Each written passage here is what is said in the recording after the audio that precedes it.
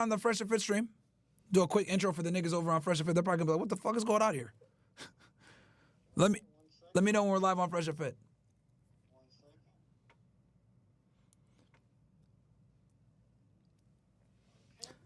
I hope you niggas are enjoying the stream, by the way. Hold on. I just got it. Did you hear that 1 second? Yeah, no worries. Cool, got it. All right. YouTube up. Go live. Yep, you're good. We're live on Fresh and Fit? Yep, I see the YouTube. I already got the notification, and the Rumble is going up right now. All right. Shout out to you niggas, man. We are live on Fresh and Fit as well. We're live on all the platforms. You guys are probably wondering, why is this nigga sitting in a room with an American flag in the back? Basically, guys, I've extended the Myron Gaines X debrief to Fresh and Fit because we're running a bit past schedule for those of you that are tuning in for Fresh and Fit. We are covering the fall of the Daily Wire. And I've been systematically going through this with different sections and chapters as to why the Daily Wire is in a position that it's in now, where it's fell from grace as one of the most, prestigious conservative media companies to what it is now, where they're a shell of its former self. And basically, the numbers don't lie. You can see here Ben Shapiro's viewership has fell off significantly versus Candace Owens is cooking. And I'm talking about the Great Awakening right now. So you're good, Bills? Do you want me to let you go? Yeah. No, I'm good. I can hang up. You're good to go. Add the chats to that program for me. Add the chats? Yeah, you know what I'm talking about? Because you're on Fresh and Fit now, so you got to add those chats. Yeah, I don't even know how to, because do I do another auto find? Yeah. You can try auto find too. Auto find. You know what? Let me see. I just know you're screen sharing. I ain't want to take. Nah, because it only shows up the debrief when I do that. When I do the auto find. All right, cool. I got you. But you know what? I can. I just all I got to do is just do the chat, right? Like do the. Yeah. Okay. Yeah. I'll just take the. I know what to do. Just take the pop out chat link, right?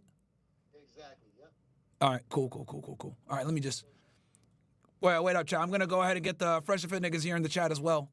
We're going to be all one big happy family right now. Because you guys know, I like you guys to engage, so I'm going ahead and putting up the Fresh and Fit chat as well here. I'm going to activate it. So now, Fresh and Fit Ninjas, you guys are also involved. Welcome to the goddamn stream, Ninjas. I know you guys are looking at this like, what the hell's going on here? But the OSS unites, and I'm putting you guys all in the same chat. Now, Fresh and Fit Niggas are in here as well. Shout out to you guys. Fresh and Fit guys, you guys are getting the tail end of my stream talking about the fall of the Daily Wire. Bills, you want me to do anything else? No, you good. That's it. Just the chat and you're good to go. All right. We're going to continue on with the show. Thank you, bro. I'll talk to you later. All right, niggas. I'm not leaving. I'm not fucking leaving. The show goes on. This is my Welcome, home. niggas. They're gonna need a fucking wrecking ball to take me out of here. All right, man. And don't worry, we're going to get into the prison stuff after with the prison chick, because that's a whole other thing. Now we're on Andrew Tate on FullSend, The Great Awakening. We're covering The Great Awakening right now. This is actually interesting. So let's analyze this. Free speech. This is an interesting conversation because America believes that as free speech. It doesn't. But every single country in the world has things you cannot talk about. Every single country in the world has off-limit topics. Mm-hmm. In Russia, it's Putin. In the Middle East, it's Islam. In Turkey, it's Erdogan. If you talk against them, you're going to get in a lot of trouble. Do you know what the American one is? What, speaking out against the Dems? Bro, I hate to say it, man, but this guy, Kyle's a fucking retard, bro. Yo, and for all you guys that say, oh, bro, he was just playing. No, this nigga's really retarded, bro. Stupid. Speaking out against the Dems? Speaking out against the Jews. If you speak out against the Jews in America, you're going to get in a lot of trouble. So every single country has their off-limit topics. So there's no such thing as free speech anywhere. Nah, bro. He's not joking. He really is retarded. He really is retarded, bro. This is actually interesting. So let's analyze this. Free speech. This is an interesting conversation because America believes that as free speech. It doesn't. But every single country in the world has things you cannot talk about. Every single country in the world has off-limit topics. Mm-hmm. In Russia, it's Putin. In the Middle East, it's Islam. In Turkey, it's Erdogan. If you talk against them, you're going to get in a lot of trouble. Do you know what the American one is? What, speaking out against the Dems? Speaking out against the Jews. If you speak out... Bruh, that shit had me dead when he said that shit. Now, after these interviews, Theo Von had on the snake Andrew Schultz, which you guys know how I feel about Andrew Schultz. He's a scumbag, and I embarrassed him last week on PBD podcast. But I think it is important to note that him and Theo Von had this funny moment. And like we had like Candace Owens and Hassan Piker. They're like different sides of the. Oh, actually, you know what? Yeah, he had Hassan Piker on too. And Hassan Piker talked about Israel as well. Now, Hassan Piker, as you guys know, is a progressive, a leftist. But when it comes to this one topic, dudes agree, which is not very common. The aisle last week, right? Rogan had Ian Carroll, and you had Candace on like I think the same day. It was a tough week for Israel. Jews stayed inside. Jews went to the tunnels. They're like, we everybody into the tunnels. Put the mattresses back in, son. We gotta regroup. And like we had. That is kind of funny. The great noticing is here, guys. So after these podcasts happened, your boy Jeremy Boring says, yesterday was a terrible day for American. They're embraced by so many prominent voices of demented, conspiratorial, anti-Jewish voices is one of the saddest and most alarming events in my lifetime. This way lies madness, and worse than madness. Do not let the times cost your soul. Audience capture and unchecked tribalism are tools of the devil. Bro, that is fucking comical. Nigga said, unchecked tribalism? What? Seriously? Unchecked tribalism? What? What? Are you fucking kidding me, Jeremy? Bruh.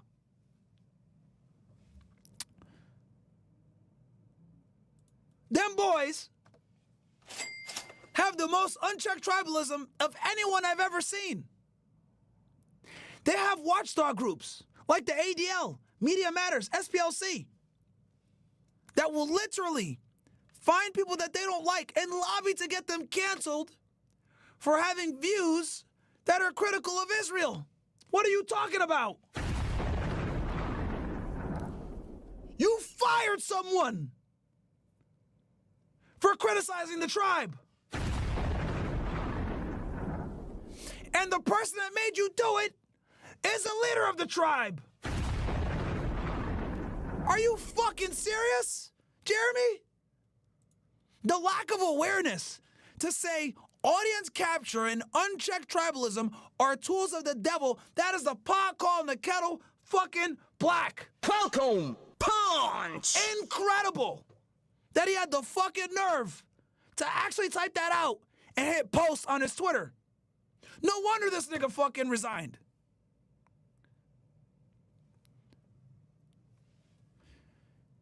Paranoia and revisionism are too, even if they really are out to get you. Heck, even a righteous cause can lead us to the devil if we don't guard our hearts in a quest. Bro. The wicked often prosper, and the temptation to prosper often tempts us to join them. But only God offers the richness of salvation, and he already became, for us, the only Jewish scapegoat for our sin and fear. Leave the rest of them alone. Bro. See, and this is why some guys, I'll be honest with y'all, bro. This is why some guys just shouldn't give their opinions. Like, bro, just stay behind the scenes as the CEO, bro. No one gives a fuck about your opinion. And the other thing, too, that makes people make jokes on, apparently this guy, Jeremy Boring, puts makeup on when he walks into the studio, even though he's never on camera. Someone was saying that. The dude puts on makeup and gets all dolled up, even though he never goes on camera. That's fucking weird. Bro really wants to be in the star. He wants to be in the limelight so bad, man. Now, let's see here. What else do we got here?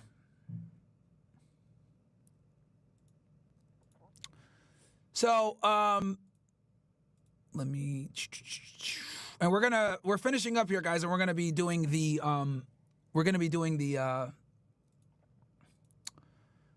talk on the prison guard. Let me just get that ready here.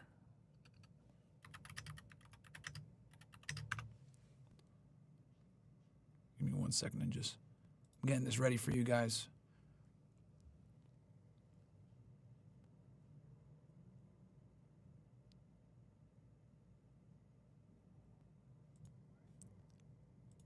I think this is it. All right, there we go. Okay. So where do we go with this, chat? Well, what we are witnessing, chat, is the downfall of one of the most prominent conservative media outlets. And there's a multitude of reasons. First, we covered Jordan Peterson, his meltdown with drug use, his stupid daughter making ridiculous comments on his behalf that makes him lose credibility, his support of Benjamin Netanyahu and giving them hell tweets, crying on camera, and in general, falling from grace as a masculine leader in the movement. We have Michael Knowles simping for Nala Fitness and giving her a platform, even though it's pretty obvious at this point, and pros expose this, that Nala has no interest in actually changing. Rather, she's just a reform porn star that is continuing to try to use the simps that she had as her fan base to make more money. Then we went over Matt Walsh, who has a strong reluctance to criticize Israel. Instead of saying anything about Israel, he'd rather just say, look, we shouldn't give foreign aid to anyone, and just kind of keeping it there. He's talked about us not giving money to Ukraine and why we shouldn't, but he will never go into the topic of Israel for obvious reasons. You saw what happened with Candace Owens. Then we went into the scandal with Candace Owens being fired for her views that were critical of Israel. And the reason why this is so problematic is because the Daily Wire prides itself on free speech. Ben Shapiro himself. So for him to censor one of the people at his company for having viewpoints that he disagrees with, well, it's fairly hypocritical. Now, he reserves the right to be able to fire or get rid of individuals that he disagrees with that work for his company, but understand that this is very, it hurts the image of the brand, right? Then on top of that, we have the war in Gaza, which has painted Israel in a very bad light and has hurt its credibility in the international community. And basically, what's went down from that is that people have kind of woken up to Israel's occupation of the Palestinian people and how they're able to do it through subverting American foreign policy. And a lot of people have woken up to it. I went over how Ian Carroll, Candace Owens, Andrew Tate all went on huge platforms and talked about this. Now, to us, nothing new, but for the normies, it definitely creates questions. Topics like the dancing Israelis were forbidden topics that would never be able to be talked about prior to now. I also think it's important to note, though I don't celebrate this, the former CEO of YouTube passed away earlier late last year. And Susan Wojcicki, rest in peace, sir, even though I don't agree with her politically, but I don't celebrate the death of anyone, whether I agree with them politically or not. But I do think it's important to note that her passing away contributed to a bit more free speech on YouTube. And the reason why is because Susan Wojcicki prided on herself on moderating and removing content that was critical of Israel. She admitted to this in a news interview. So platforms like X, platforms like Rumble, free speech platforms becoming more prominent. Donald Trump signing an executive order to limit or get rid of censorship, especially when they collude with social media companies. All of this alongside the declassification of Epstein and JFK have pretty much ignited a flame that, quite frankly, you can't put out now. The genie's out the bottle.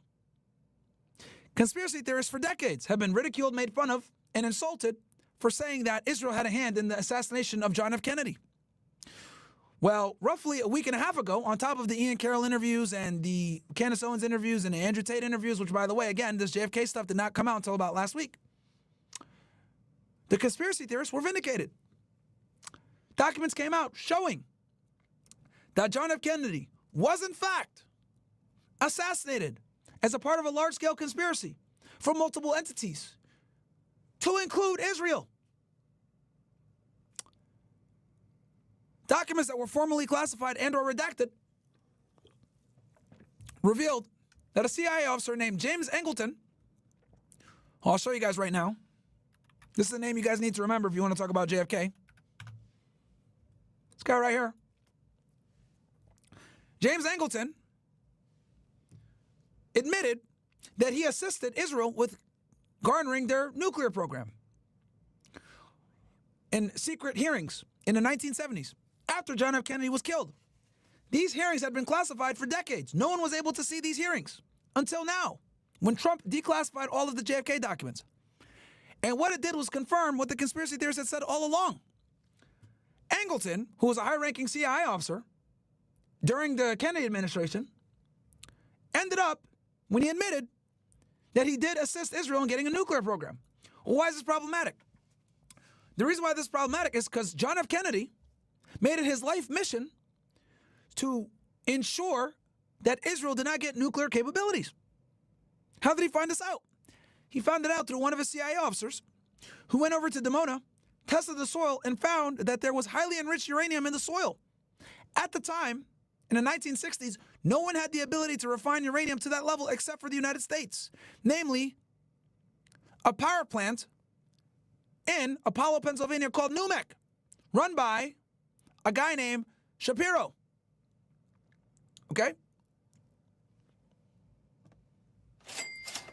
Roughly 100 to 200 kilos of this uranium was missing. So what does that prove? It proves that they were conducting a nuclear program using stolen uranium from the United States. Kenny found out about this. He called Ben-Gurion and wrote multiple telegrams to him. You need to stop this and we need to do inspections. Ben-Gurion made a fake fucking nuclear site, brought inspectors there. Kenny found out and was irate. And he basically said, quote, these sons of bitches keep lying to me. So months before Kennedy's assassination, he wrote a telegram to Ben-Gurion and said, hey, if you guys don't allow us to do these nuclear inspections, our aid for Israel is going to be significantly compromised. Well, the next day after getting this, Ben-Gurion resigns to stave off the inspections. A couple of months later, John F. Kennedy is assassinated in Dealey Plaza, November 22nd, 1963. Now, for years, we knew that the CIA and the mafia was involved. We knew this. The famous movie, John F. Kennedy, JFK, 1991 Oliver Stone film, proved this. But I've talked about this before, but I'm going to say it again because we got a lot of new viewers in here. Welcome to the show, niggas. One of the things that is conveniently missing from this movie was the Israeli angle that I've just demonstrated to you guys, the nuclear program. Now, another fun fact. RFK Sr., RFK's father, the current HHS secretary, was very close with his brother. He assisted his brother in all different things. Kennedy did not trust his administration. He didn't trust Lyndon B. Johnson because he strong-armed his way as vice president. And he also didn't trust the CIA after the failure of the Bay of Pigs. So RFK was JFK's biggest advisor as Attorney General. Now, normally, the Attorney General does not get involved in foreign affairs for obvious reasons.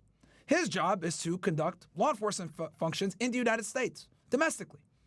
But his brother was one of the chief people that counseled him through the Cuban Missile Crisis, and obviously they grew up, they're very close. And RFK was a significant contributor to JFK's ability to become president of the United States. So, lockstepping with his brother, RFK was compelling the American Zionist Council, the AZC, to register under FARA, which would force them to disclose where their money came from that they paid politicians. Why is this problematic? Because the American Zionist Council, the AZC back then, who was it funded by? It's funded by 3 different factions. Israeli businessmen that were successful, Israeli officials like Ben-Gurion and members of the Sunborn Institute, etc. And third, but never named, was organized crime. Meir Lansky, Bugsy Siegel, etc. Huge supporters of the Irgun, Haganah, and other Jewish paramilitary groups that led to the creation of Israel through terrorism. Okay? So they didn't want to disclose that they were getting money from Jewish mobsters for obvious reasons. So you guys can see here, FARA registration and nuclear, trying to take Israel's nuclear weapons was a non-starter. They could not allow that. Then you add in the fact that Kennedy had other enemies, like the Italian mafia, who felt betrayed because he had basically gotten their assistance to steal the election in Illinois at his father's promise that they would not prosecute. What does RFK do? Once the brother makes him attorney general, prosecutes the mafia, leads a fucking war against them. So they felt betrayed. Then the CIA didn't like Kennedy. because he vowed to smash it in 1,000 pieces. So 3 different factions wanted him gone. Organized crime, both the Italian and Jewish mafia, the Zionist lobby, and the CIA. They want him gone. And it's proven because now that we have the Angleton fucking testimony, we know that he went ahead and helped Israel procure their fucking nuclear program, contrary to what the JFK administration wanted to do prior. Because when Lyndon B. Johnson came in, he suspended fair registration, he allowed them to continue their nuclear program, and on top of that, he gave a gag order to the survivors of the USS Liberty. 30 American sailors died on that day in 1968. I had one of them on, Phil Turney. He thanked me today, actually, matter of fact. Shout out to Phil Turney. So Lyndon B. Johnson ushered in a pro-Israel political foreign policy that's been in play for decades. That JFK was a counter to. He tried to reel in the Israel lobby, it didn't work. And I say all this to say what? Well, this, what I just explained to you guys, the nuclear program, fair registration, whatever, bringing it back full circle, this was conveniently left out of the movie JFK. Now, why is that important? Well, when you do some digging, you find out that the movie JFK, directed by Oliver Stone, good movie, by the way, I like it. You find out Oliver Stone's last name is really Silverstein. His father changed it.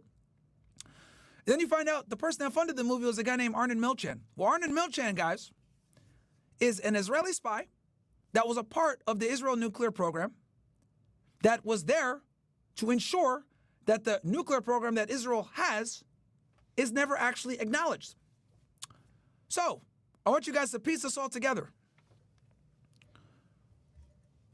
The most popular movie that documents the assassination of a sitting U.S. president mentions only 2 of the 3 factions that wanted him gone. They mention the mob, and they mention the CIA, but there's no mention of Israel. Well, now that you guys have the missing pieces that I told you that are not in the Oliver Stone film, that JFK wanted to denuclearize Israel, and his brother RFK wanted to make them register under FARA, well, I find it interesting that the guy that funded the most popular movie when it comes to JFK made sure to leave out the part where Israel's implicated for trying to kill him, for taking away their fucking nukes. And it gets even better because Arnon Milchan was a part of their unacknowledged nuclear program. And as a matter of fact,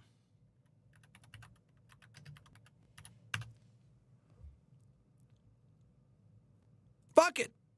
Justin Timberlake, Vince Vaughn, Brad Pitt, I want you guys to see it for your fucking selves. and Angelina Jolie. Just a few of the stars Hollywood producer Arnon Milchan has rubbed shoulders with. But it's his story that should be made into a movie. The Israeli-born businessman behind hits like 12 Years a Slave, I have a business proposition for you. Pretty Woman, Come on, hit me before I lose my nerve. and Fight Club, says he spent years as an Israeli secret agent and arms dealer. In a stunning interview that aired Monday on an Israeli investigative program, Milchan detailed how he was recruited in the 1960s to Israel's Bureau of Scientific Relations, where he helped gather technology to further Israel's still unacknowledged nuclear program. Bruh. Saying, quote, "I did it for my country, and I'm proud of it." Milchan moved to Hollywood in the 1970s, but he suggested his efforts on behalf. This is the guy that funded the JFK film, by the way, chat. So you don't think that he purposely withheld that element of Kennedy being killed for obvious reasons? Because he was an Israeli spy, where his mission was to ensure that the Israeli state will continue to have an unacknowledged nuclear program? Half of the Israeli government didn't end completely. Milchan indicated other big Hollywood players were also involved, saying, quote, "When I came to Hollywood, I detached myself completely from my physical activities to dedicate myself to what I really wanted, filmmaking. But sometimes it gets mixed up." The 68-year-old Milchan owns New Regency Film. I mean, need I to say more? He admitted on a fucking TV show that he was an Israeli spy. Now you guys are probably wondering, go, Myron, hold on one sec, bro. Why do they need their nuclear program to be unacknowledged? I got you guys. Here's why. Because I got the fucking data for you guys. See, I come with receipts, chat. You guys are getting a history lesson that you would never fucking learn in mainstream media. This is what they don't want you to know. This is what gets you banned. This is what gets you censored. This is what gets you in trouble. But it's all facts. Look at this. On March 10, 1978, President Jimmy Carter signed the Nuclear Non-Proliferation Act of 1978 into law. The bill, which he had sent to Congress April 27, 1977, incorporated the Symington and Glenn Amendments to the Foreign Assistance Act of 1961.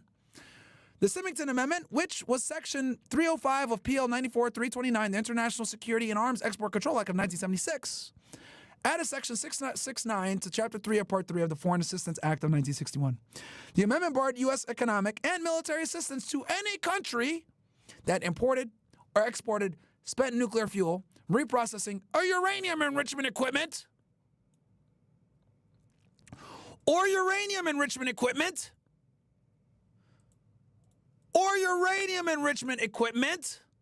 materials, or technology, but failed to comply with International Atomic Energy Agency, IAEA.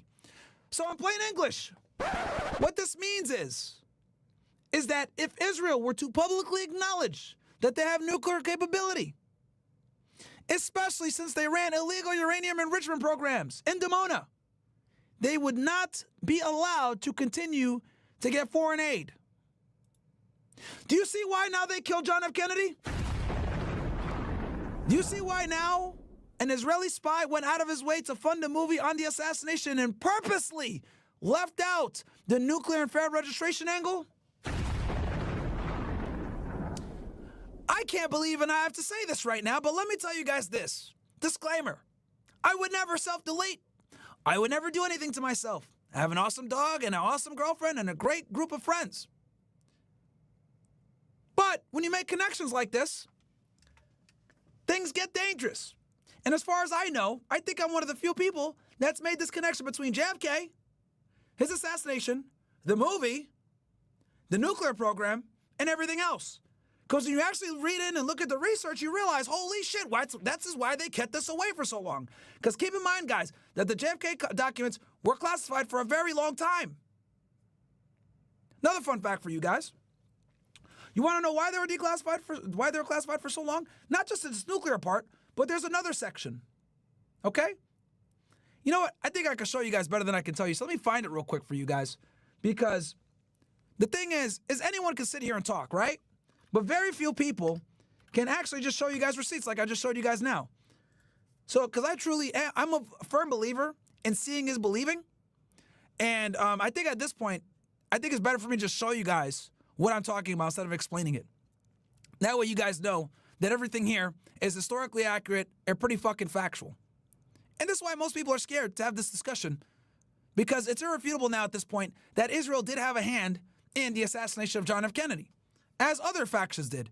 But the problem is that the cover-up for the Israeli side has been the part that's been the most egregious.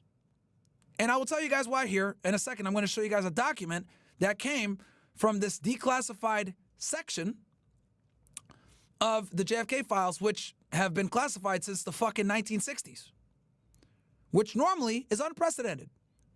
Even Andrew Bustamante himself told me that to have documents classified that long is unheard of, unprecedented. Because normally things get declassified after 50 years.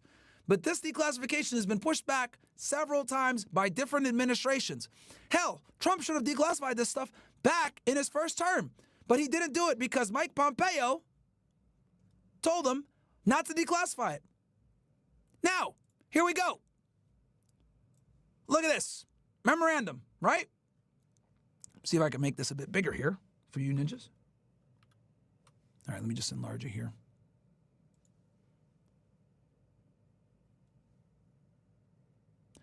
So the important thing you guys are going to need to look here is this part right here. So it says here, CIA has no objection to declassification and or release of information, except for brackets. Well, guess what's in the bracket here? The Israeli intelligence services. That's interesting. Then you go here. Brackets again. Israeli intelligence services. Russian via Israel. And it says here again, CIA has no obligation or no objection to declassification and or release of CIA information in this document, except for brackets. Well, we see what's in the brackets because before this declassification phase, guys, this was redacted. We were not able to see this until this recent declassification. Once again, Israel. What's down here? CIA has no objection to declassification and or release of the information. So who held back the declassification, chat? I'll tell you who. It was the Israeli intelligence community.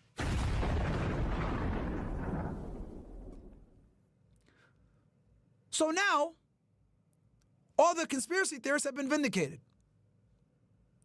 It is irrefutable, indisputable, that the CIA, organized crime from both the Italian and the Jewish mafia, on top of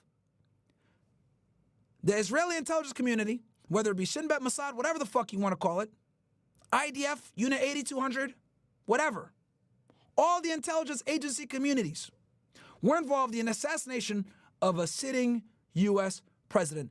And this is what they've kept out of the documents for decades. I rest my case, gentlemen. Now, to bring this all back full circle, all of this coming out as the Daily Wire implodes as a very pro-Israel platform is incredible timing. It really is. Americans are waking up to our greatest ally, while the Daily Wire is imploding for running cover for Israel and our greatest ally. And that, my friends, is why we've seen the fall from grace that the Daily Wire has been enduring for the past several months. Agree, disagree? Let me know what you guys think in the comments. We're going to transition over to the next topic on Fresh and Fit. I appreciate you guys bearing with me that are watching on Fresh and Fit. I hope this stuff was interesting to you guys. Welcome, punch! But now we're going to transition over to the next topic, which is going to be the prison stuff, and then we're going to have after hours here.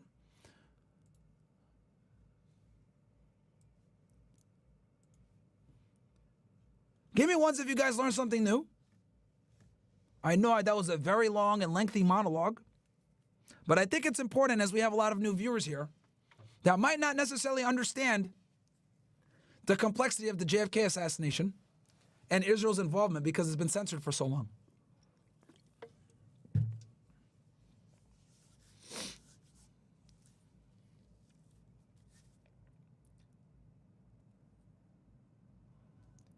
Appreciate that, guys. Shout out to all you ninjas.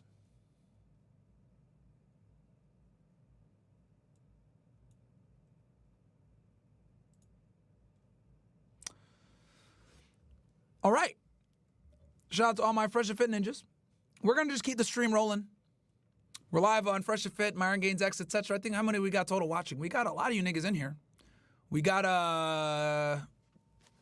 actually we got 6,000. Let me see here. Between all the different platforms. Yeah. Federal court rules against EP. Oh, my bad. Tim Pool is live right now too. Shout out to him. All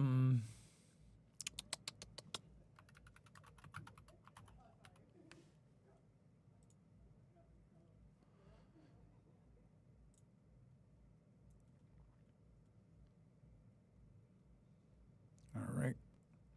Cool. All right. Let's get into the topic at hand for Fresh and Fit now. Shout out to you guys.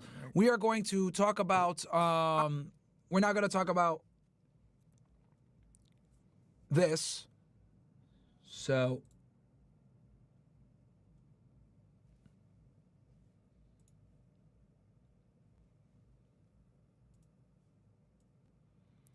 this is crazy stuff. Basically, this chick banged, which is fucking ridiculous.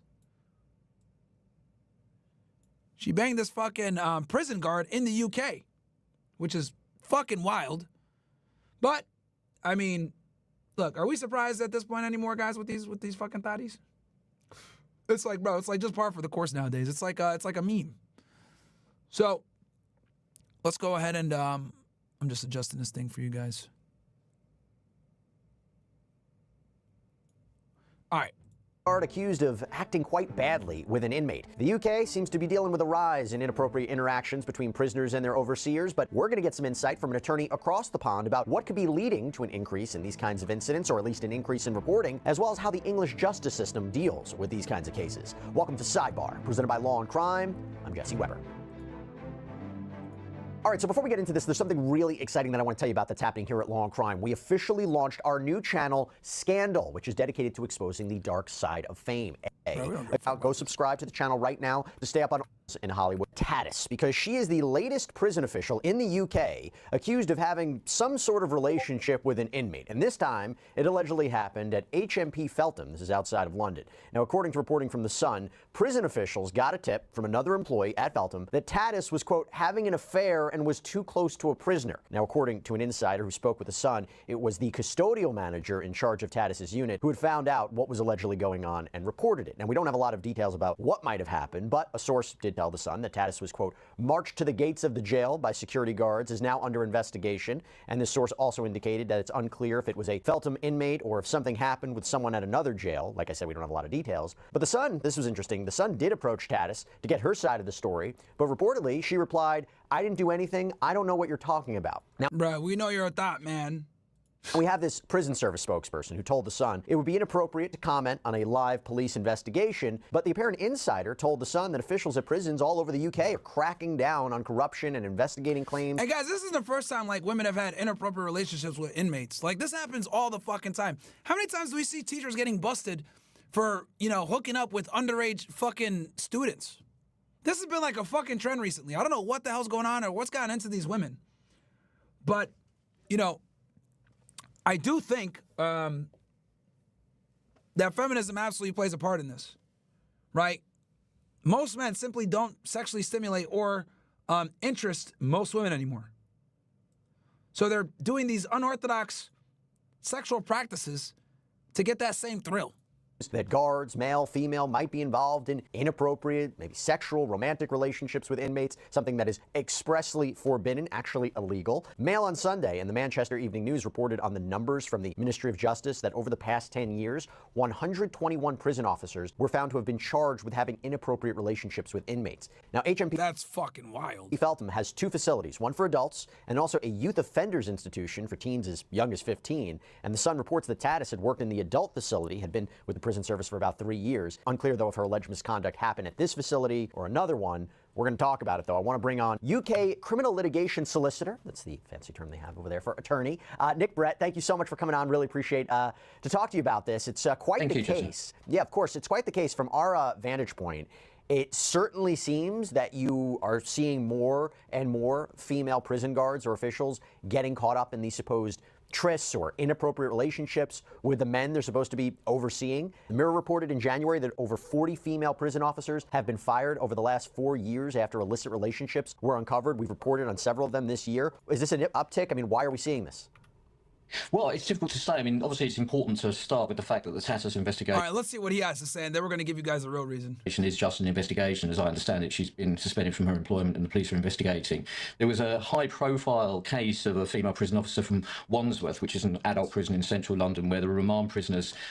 Right, these British chicks are fucking thoughts, man. She was sentenced to 15 months imprisonment in, I think, January, following a fairly long relationship with an inmate in which, as I understand it, their sexual... exploits were filmed. Linda D'Souza Abreu, we're going to talk about her in a minute, but yeah. That is her name. So, I mean, unquestionably, there have been over recent years a number of these kinds of cases which have come to the fore, and it's slightly difficult to understand why there's been an uptick as such in those cases, whether that's just as a result of detection or whether or not there is a greater frequency of it. I mean, certainly in Britain, we have more and more people in prison than ever before. And I think there's a number of different reasons for that. I mean, obviously, there have been difficulties economically here in Britain, as there has been in many parts of the world. We have had perhaps a slightly more aggressive approach, certainly from the last government, the Conservative government, to sentencing. And this government has taken a slightly different approach in which it's looking to try to discourage the judiciary from sending people to prison. So it's difficult really to say why there has been an uptick. I mean, certainly there have been a number of these kinds of cases over the years. Hey there, everybody. So I want to thank Morgan & Morgan for sponsoring this episode of Sidebar.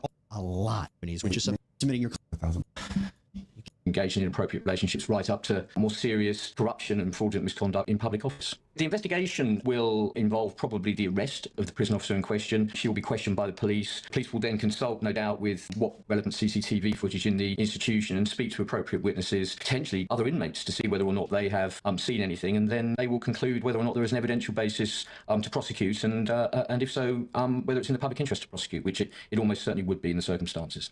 Is it tough investigating in this kind of environment to get, how much is it captured on CCTV footage? How much is it getting the accounts of fellow, inmates? Again, we don't know exactly where all this happened or what happened, but is there a difficulty in getting to the bottom of this in this kind of environment? I would think that there would be some fairly active cooperation between the prison service and the police force, be the Metropolitan Police, obviously, in this case, because Feltham is inside their jurisdiction. So really, it ought not to be particularly difficult. You would have thought that the governor of the prison would be asked by the police to provide relevant CCTV footage. That footage would be kept in a prison environment, one would think, for a relatively long period of time because of the necessity to detect crime going on inside prison. They may well speak to other inmates. Depending really on what they see, they may speak to other prison officers. As I understand it, her suspension was based upon information that had been provided by another staff member, so I imagine there is information that's in the possession of employees at the prison. Why aren't they releasing more information at this point? Is it common? It is an ongoing investigation, but they haven't released, what the allegations are, what, if it was with an inmate, where it happened, when it happened, the circumstances surrounding it, what are we even talking about when we say what happened? Do you find it interesting that there's not a lot of information right now about it? I think it's probably important to recognize that in this... And it's important also for you guys to know, she got locked up for this shit. Look at this. You engaged in sexual activity with a prisoner. That compromised. By the way, yeah, they wear these crazy ass hats in their court system in the UK. Your role as a prison officer and was misconduct which undermined discipline within the prison and put fellow officers at increased risk. The British prison guard who was caught having sex with an inmate. Bro, that shit is wild. That video went viral, I remember a couple months. And I thought it was a scam. I thought it was a lie, but it was true. London's notorious Wandsworth's prison has officially been sentenced for her actions. We're going to break down some new details of this case as we try to understand what she did. Fucking dumbass. This country in recent years, there has been a movement towards an expectation of privacy, which is granted to those who are suspected of having committed criminal offences. And so whilst we have quite a strong principle of open justice, and so that those who are charged with offences and the activities that go on in courts are widely reported, there is, certainly since the Cliff Richard investigation, which was a sort of fairly high-profile police investigation into the notorious singer over here, there has been, in the subsequent police action he took against the police, there has been a movement towards ensuring that the details of police investigations are kept private as much as possible. And the other reason why it's important, or certainly it's deemed in this country to be important, that there is not widespread reporting of evidential and other issues prior to charge and subsequent prosecution is so as not to prejudice the trial process. So if there was a trial, the idea that jury members may have been reading information in the press which may influence their decision-making processes.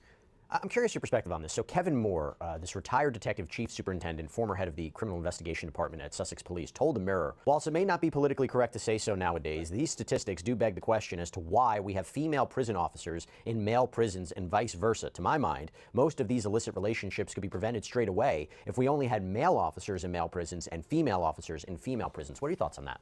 Yeah, I mean, that's an interesting viewpoint. Slightly different. I mean, that's common sense. But again, because of equality, we want to let women. Dude, why do we even have female prison guards? Bro, they can't fight off a fucking inmate if they attack them. What the fuck? To comment really without knowing how difficult it would be to restrict recruitment to male prison officers in male prisons. I mean, obviously, the majority of the prison population in this country and the majority of prisons in this country are male prisons, and therefore one would, in those circumstances. Shout out to you guys, by the way. We just passed 208,000 subscribers on the Myron Gaines X channel, man. Shout out to you, ninjas. Just passed it. So we're cooking, man. We're cooking on all the channels. We're firing on all cylinders here. So, yeah. What's up? Oh, Mo just wants to be acknowledged. He just walked in. Probably have to employ a disproportionate number of male prison officers in order to take up the roles in those prisons. And I'm just not quite sure how easy that would be in terms of attracting people to the prison service. It's a difficult question to answer, really, without knowing a little bit more about the statistics of how many Sure. how many people are required. That's fair. That's fair. Well, let me ask you this. What can you tell us, whatever you may know about HMP Feltham? I mean, the question becomes, is there a problem at this facility? Is there a problem at other facilities? Are there changes that need to be made? Again, we don't know the circumstances of this particular situation, but what can you tell us about this particular facility and whether there need to be, overall changes made? Always been predominantly a young offenders institution. It has attracted its possibly disproportionate amount of negative publicity in recent years, as have many of the other prisons. I mean, it tends to be what we call a remand prison, so it tends to hold prisoners that are awaiting trial or having been recently sentenced before they are then resettled out to prisons, which tend to be in the sorts of more rural locations in the country, where people tend to spend the rest of their prison sentences. And so I suppose that it may be right to say that in London, Feltham is in southwest London, I would imagine it's fair to say that there is a sort of disproportionate amount of unsettlement within those kinds of prisons because people are perhaps more anxious and less consigned to what's likely to happen to them. And I think that there has been criticism by external bodies who have inspected Feltham and Wandsworth and other Pentonville and other remand prisons in London. Some of the conditions have been described as Victorian at times. And so whilst I can't really particularly comment on the current situation in Feltham, it certainly has attracted its fair share of negative publicity in the past. Do you think that there needs to be changes in terms of how the hiring methods work or who's being sought after? I mean, again, that seems to be, and again, this is a current investigation. She's not facing, as you mentioned, a misconduct in public office charge as of yet, potentially. But the question becomes, does there need to be a change in the hiring practices? Well, you would think that, cases of this nature usually attract the need for inquiry by public officials into why, as you've rightly identified, there has been an uptick in this kind of activity. And I would think that there ought to be some inquiry into what has led this to happen once, the wheels of justice have turned and the evidence has been obtained by the police. So I would expect there to be some inquiry, certainly into recruitment practice. And as you rightly identified, perhaps the issue as to whether or not male prisons ought to be certainly majority staffed by male prison officers. We talked a little bit about what the liability she could face is in terms of, misconduct in public office charge, which, as we know, can carry prison time. Does the inmate face any kind of criminal liability here as well, or consequences as well? I can't think of a criminal offence that the inmate would have committed. There certainly would be internal disciplinary offences that he may have committed, and so the prison governor may take action against him internally at the prison, and that may result in a lot of privileges. But I can't think of a criminal offence that would have been committed by having consensual sex with a prison officer. If that's what happened here. If that's what happened here, of course. It's her or a person in her situation. It's her duty to behave properly in public office, which creates the criminal liability as such. Now, just to let everybody know, so HMP Feltham has apparently been plagued with issues for years. In 2024, the BBC reported on a... Bro, look, man. See...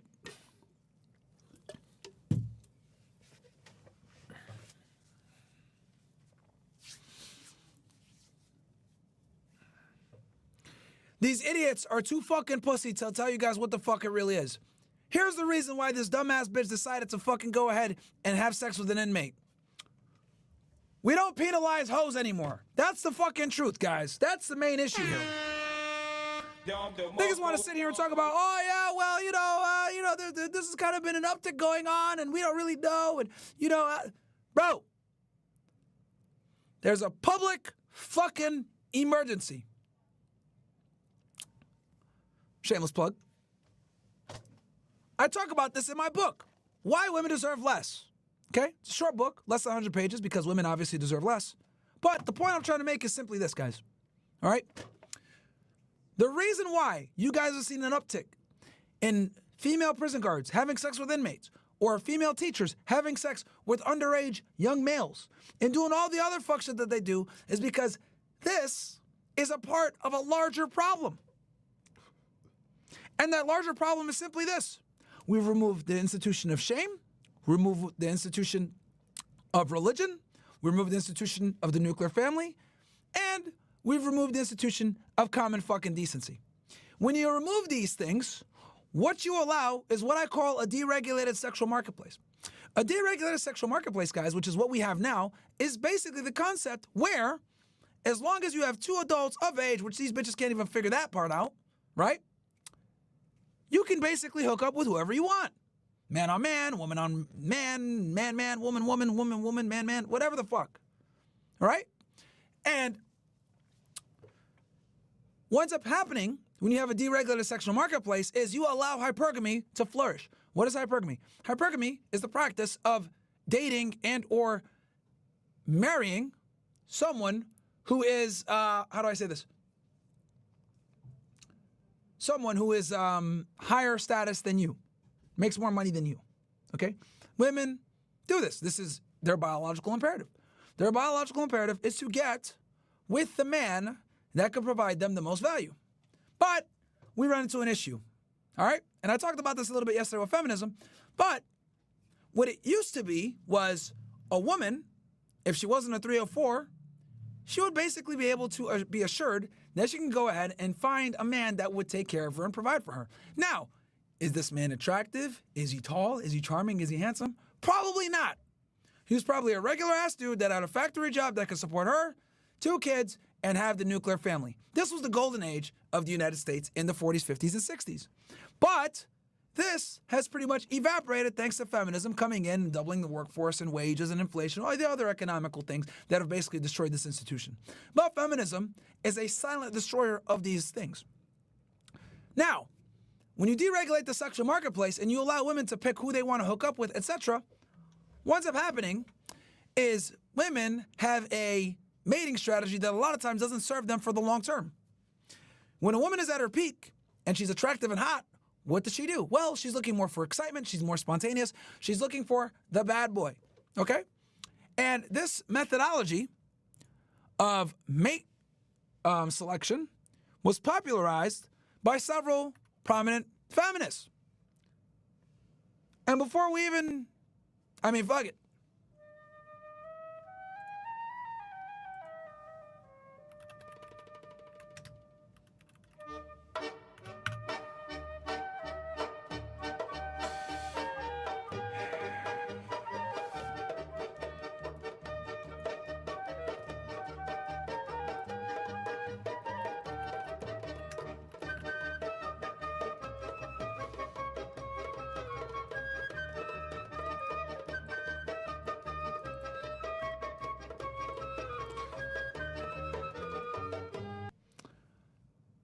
Need I say more?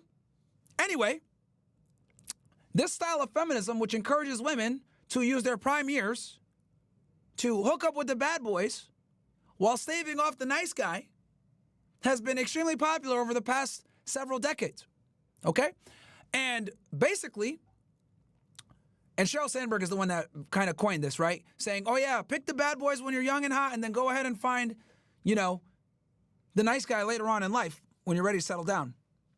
She's one of the main people that popularized this style of mate selection that a lot of women deal with now. So what ends up happening to get this itch fixed, right, where women are able to date these bad boys, is in their prime years they look for the bad boys. Whether it's a fucking criminal at a jail, she's a prison guard, or a student that she might take a liking to, that she might teach, or other inappropriate relationships. But feminism has basically deregulated all of this. Because now that we've given women choice to pick who they want, sexually and marriage-wise, what ends up happening is they go off their emotions. And this is why arranged marriages were a thing for so long. The reason why arranged marriages were so wildly popular for literally centuries of human existence is because we understand that the female mating practices that they explore and they utilize aren't necessarily productive to them having long-term security. Because the bad boys that they're aroused by are also not the same guys that are going to provide for them long-term for a stable fucking relationship.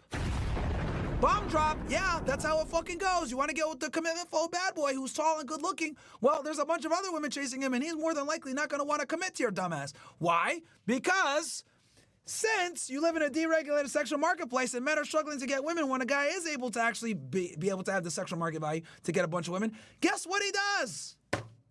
He decides to not settle down. He ends up having a bunch of women. So what ends up happening is the majority of the women start searching for a minority of the men. These minority of men realize that they have the value and the leverage, so what do? They don't fucking commit.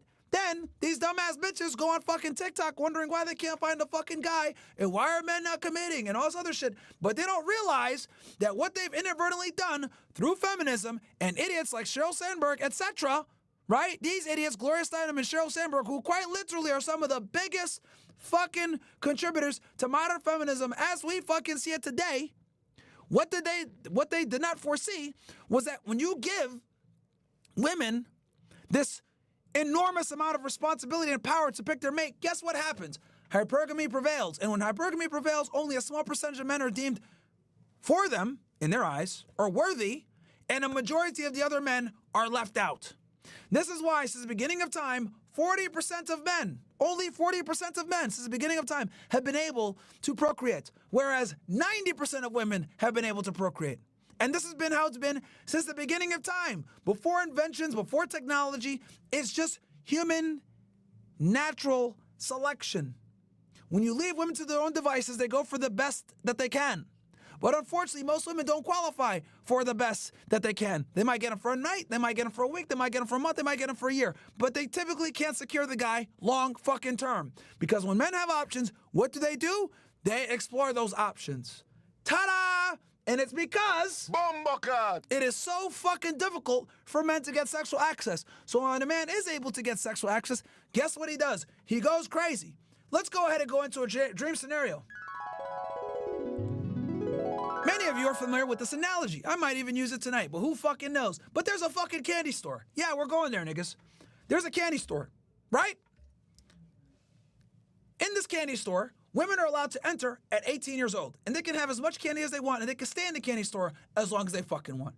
However, the men are only allowed to enter this candy store when they're 35 years old, make $100,000 per year, have a career, stability, are in shape, etc. In other words, they have to become first, right?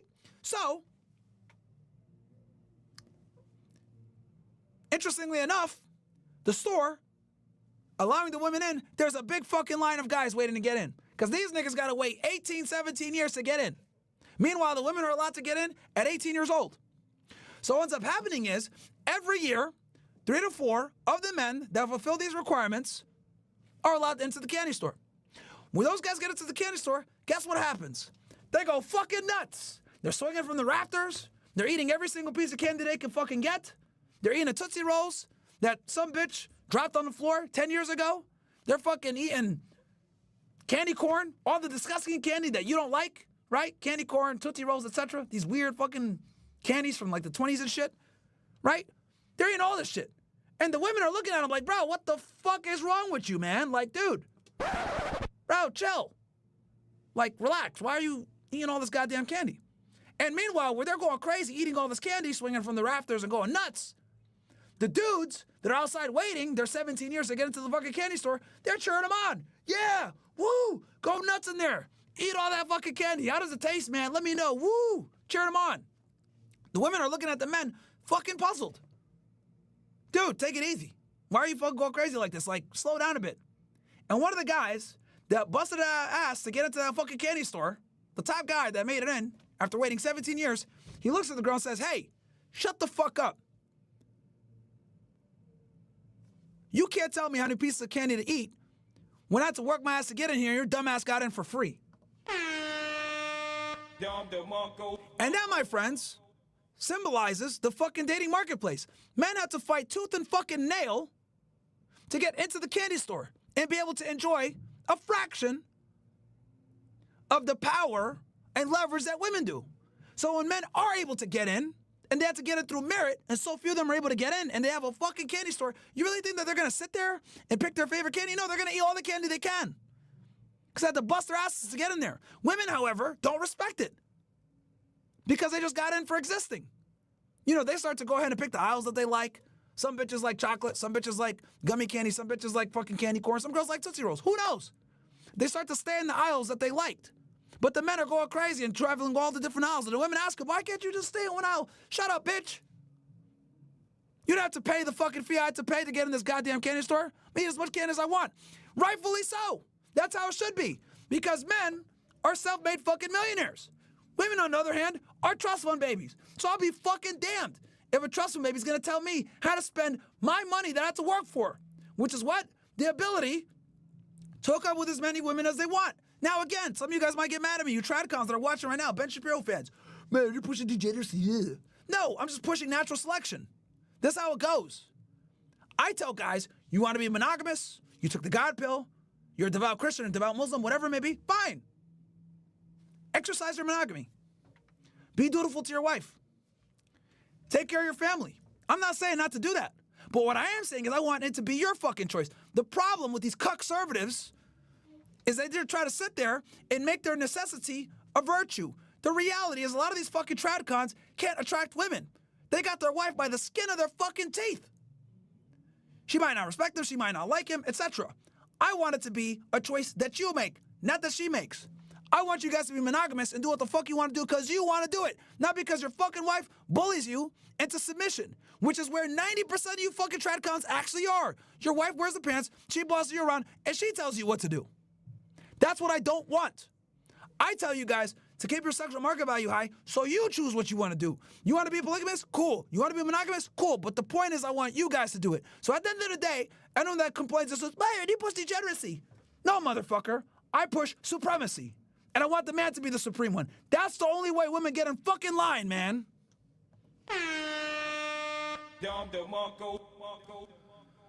And that's really the only way you're going to combat feminism.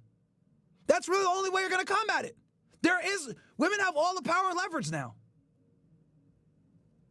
So the only way you're going to be able to combat that is by being higher status, high sexual market value, and your ability to replace her. That's all you could do. You can't fucking Sean Connery these hoes no more. Falcon punch! Yeah, next thing you know, you're going to end up in fucking jail. FBI, open up! So the only way you're going to maintain leverage, guys, is by being attractive, staying attractive, and letting other women want you so that your girl knows that you're the fucking prize. And guess what? That's a bill that's due every fucking day. Whether it's you going to the gym, working on your business, being more attractive, it's a bill that's due every fucking day. Mainstream society will tell you that it's not due every day, but it is. It really is. I don't want you guys to run around and fuck a bunch of bitches if you don't want to, but I need you to be able to, because that's the only thing women respect. But at the end of the day, you make the decision. I give you the tools, you decide what you want to do with them, okay? So for all these stupid-ass tradcons that don't understand how the sexual marketplace works now, where women are prioritizing bad boys over good boys because they're fucking retarded and they think it's 1955 versus 2025, I'm telling you guys what it really takes to be attractive to combat this fucking toxic, parasitic feminism that's been permeated by people like these fucking bitches over here, right?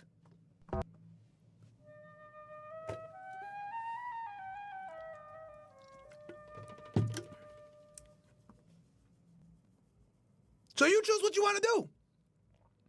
You're either going to be a victim of feminism or you're going to use it to your fucking advantage. But this prison guard situation is a microcosm of a way bigger problem. What it's done, as it's proven my point, that when women are left to their own devices, they make terrible fucking reproductive and relationship decisions. Again. Wish I had a cut to slam so I could say again. It confirms what I've told you guys forever and what all the religious texts confirm and all the different societies that have thrived are concerned. When you leave women to their own devices, they make terrible reproductive and relationship decisions because when they're in their peak years, they select the bad boys that emotionally stimulate them, and it's not until they're used and abused and older and their values dropped off precipitously that they finally wake up and realize, damn, I need to get a guy that's actually going to take care of me long term. But by then, it's too fucking late because they're stupid. This is why it's so important to have a father figure or a brother involved in the marital/courtship process. Because they can go ahead and assess the man properly and figure out if he's actually a good match for their daughter and or sister. When you leave them to their own devices, what do they care about? I want Kristen Gray. No, you're stupid. That's not how this goes. So anyway, that, my friends, is why we have the problems that we have. That, my friends, is why this chick ended up fucking this guard. Because her need for excitement and spontaneity and that bad boy image, which is personified in no other way than him being in fucking prison. I mean, that's the biggest fucking display of bad boyness, I guess. The guy's a fucking criminal in prison. That need for excitement overrode her common sense. And unfortunately, in 2025 and beyond, common sense is no longer fucking common, chat. So anyway, with that said, we've been cooking. We've been live for what? 5 hours, pretty much. I'm going to read some chats and we're going to give you guys an after hours here shortly. Let me read some of these chats real quick. Like the video, guys. Do me a favor. If you guys are watching the show on Fresh and Fit or on YouTube, please give me a like, I really appreciate it, both on Fresh and Fit and on Myron Gaines X. I doubled up today. Gave y'all back-to-back streams on 2 different complex topics, fairly complex. We covered them boys. You guys like that new sound effect, by the way? I knew y'all niggas would like that shit with the early life. Shout out to my guy, Myron Gaines, one of my Twitter guys. Which, by the way, that's all his stuff. The stuff that he clips, he does that on his own. I don't tell him what to post. He does that on his own. But I got that idea from him, so shout out to him. Somebody said, cooking, I've only been here for an hour. Hey, welcome to the show, nigga. All right. We got here, Anti says, bro, you and every real right-wing influencer should join Nick's campaign to get Matt Walsh and Michael Knowles to leave the Daily Wire. It's now or never. They leave and Ben Shapiro's cook. They're not leaving, bro. I'd be shocked if they did. Myron TMZ just posted a woman who allegedly got beat up by Andrew Tate, and there are pictures of the chat between them. I don't have time to get into it today, guys. I guess I'll look into it. I've been on stream the whole time, man, but I'll take a look. Joe says, remember about 6 to 8 weeks ago, Lindsey Graham got caught in Tijuana having more gay sex? Yeah, that story's been scrubbed from the internet. Crazy censorship, bro. He was critical of Israel. That shit came out, and he fell in line. Them boys. Yeah, bro, you know, bro, it's always blackmail and compromise, man. That's the Mossad way. Literally, bro, their motto is, by deception, we create war. I mean, look, man, I got to show you niggas the receipt sometimes because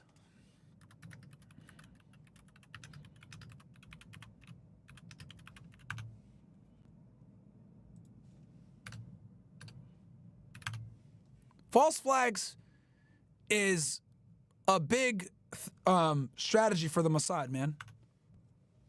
That's why their intelligence agencies are so good.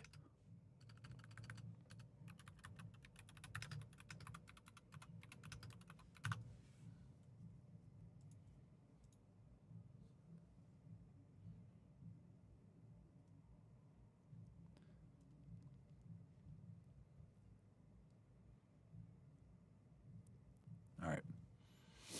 There you go. Bam, here's a book that talks about it. By way of deception, the making and unmaking of a Mossad officer. By way of deception is the name of the book. It's literally, it was their motto for a very long time, guys. And that's why I give Israeli intelligence a lot of credit, because they are good. They make so many false flags. Okay. Let's see here. Okay, we read the Cup of Joe, TMZ. Okay, cool. And now let me look at the Rumble rants. Shout out to all you guys supporting. Love that candy store analogy. It hits hard every time. Got you, Bruce Lee. I knew you guys have been waiting for it for a minute. Top Shay says, for example, thanks to you, my wife was able to get into the podcast for free. Due to the reason I was able to be back in the background, I spent thousands of dollars to get 1 million subs. Yeah, party. I hope you remember that, Myron, back in 2023. Shout out to you, Top Shay. Yeah, man, you've been a long-time supporter, man. Real OG. Ghost Stalker says, in 2000s, there was an American service member who got knocked up by an Iraqi POW in military prison. That will be the thoughts. You know it, bro. That's why I said that I don't think they should be in certain positions like that. And in 2000, no, we got that one. Why does the UK, the majority have poor dental hygiene? Bro, I don't know. That's a good, bro, I don't know why them niggas' teeth are always fucked up. You're right. That is a British thing. Canadians, too, they always have fucked up teeth. So, Myron, in your view, for their hand in killing literally our leader, do you think we should be at war with them like already? Or do you think just make AIPAC register and rescind all aid to them immediately because America is finding this stuff out by the day? I think we just need to pull aid from them. I think we just need to pull aid from them. I don't think we need to go to war with them. I think we just need to pull aid from them. Let's see here. Myron, if you research for their hand, wait. Myron, if you research the names of almost all Israeli prime ministers, except for maybe one since the creation of Israel, have all changed their names and last names from Soviet Union era, Russian, Polish to somewhat Middle Eastern to pretend to be Semitic? Oh, good question. Good question. So I'll answer this one. So this is what's happened. Two things have happened. So in America or places where they are not the host nation, they go and they change their last name to something more American. So, for example, Larry King, that's not his real name. Fucking Bill Maher, I don't think that's his last name either. There's a couple of them that have changed their last name. Who is the guy from Superbad?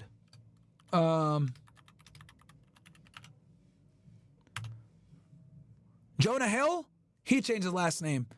A bunch of, very common that they change their last names. Oliver Stone changed his last name. But they're really them boys. So very common in certain countries, they'll come and they'll change their last name because because Jews have been persecuted for a long time. I mean, to their defense, they've been persecuted a lot. So they change their last names to kind of cover that. But when it comes to Israeli prime ministers, when they come in, they actually change their name back to an Israeli surname. So Benjamin Netanyahu, it was Milankowski or something like that. He switched it to Netanyahu. Yitzhak Rabin, same thing. So yes, if they serve Israel and they're back in Israel in a government capacity, they change to their Israeli real surname. But when they go to the United States or other places, they change it to a last name that is more congruent with the culture. So yes, it's the other way around. Good catch, Purple. You got the J-Sit rep down to a science. You should put out a PDF with all the info that links it all so people can share with people to open up their eyes. Yeah, I mean, dude, I've researched this shit so much, man. I gotta get a ringtone early life. Yeah, I know, bro. I knew y'all niggas would like that early life segment. I knew you guys would like that shit. It's kind of funny. It is kind of funny, right? But anyway, guys, I think that's going to do it for the stream. I hope you guys enjoyed it. You know what I'm saying? We're going to go ahead and have after hours here within the hour. Probably going to start around 10:30, 10:45-ish. I've been going for 5 hours now. We've been cooking all night. So the only thing I ask, guys, is that you guys like the video, subscribe to the channel, whether it's on Fresh and Fit or on Myron Gaines X. Gave you guys a double whammy today. 2 different streams, 2 different channels, 5 hours. So we're going to give you guys another couple hours for after hours. Love you guys. Hardest working fucking podcast in the world. It's Fresh and Fit. And we are cooking. I'll catch you guys back here in about an hour on Fresh and Fit. This channel right here, if you're watching on Fresh and Fit, this channel, come back. YouTube and Rumble. We're going to be live on after hours with some lovely ladies. Love y'all, ninjas. Peace.